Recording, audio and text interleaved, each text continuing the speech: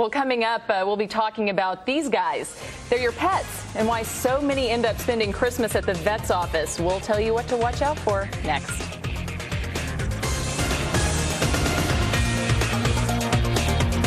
Well, among the many presents getting open this holiday season, there may be a brand new puppy wrapped up in a bow. Even if your pet didn't come from Santa today, the foods, decorations, and general mayhem of the holidays can be dangerous and even deadly to dogs. Diane Pomerance is a pet expert in Dallas. She and some cuddly friends join us with some tips on how to avoid a Christmas Day trip to the vet. Good morning, and thank you for joining us. See that little guy there in your arms. What are some things that people need to watch out for when it comes to puppies? I mean, you know, you've got the ornaments, you got all the other little decorations around, but what do you really need to watch out for? Make sure that your animals are safe and healthy and as comfortable as possible, that they have a place to retire from the chaos and craziness and insanity of family and friends coming over and in and out of the doors. They need a safe haven, a room where they can be by themselves with some quiet music, perhaps classical or whatever your choice is. They also need to keep to their routine as much as possible so that they're not disconcerted, not discombobulated by all the commotion. They do not need table scraps. They need to adhere to their diet as much as possible, their regular healthy diet. They need to be exercised routinely. First and foremost, however, I suggest that people really make certain that their identification tags are on their collars and that they are walked by leash, particularly in the snowy weather.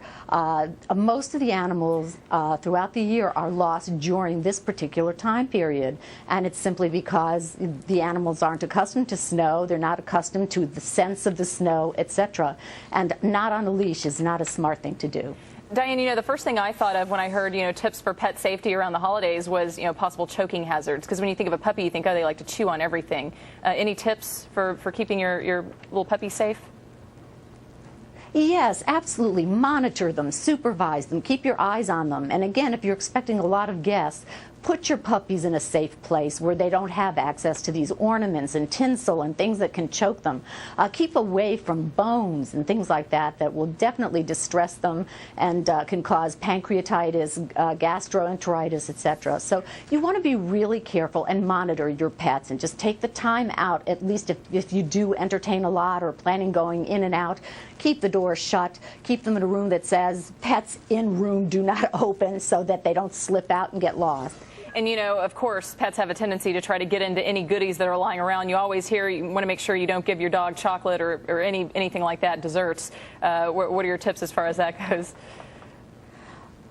Well, and the larger puppies counter surf, so you want to really be careful and put the more toxic foods. And toxicity results from foods such as grapes, things that you wouldn't ordinarily associate with toxicity.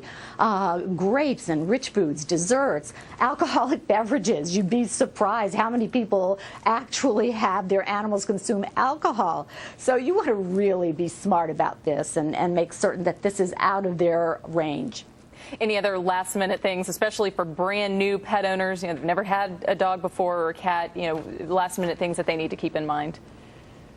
Please spend as much quality time with them as you can, getting acquainted and establishing the parameters, acclimating them to their new environment, letting people hug and hold them and socializing them. Because as these animals grow, you will need them to be social and friendly with strangers, people that they don't see very often, and so on and so forth. So you want to do your best to socialize them and start obedience training immediately. And I don't necessarily mean by class, but by your actions, telling them what's good, what's not so good, but always in a positive way, reinforcing positive behaviors.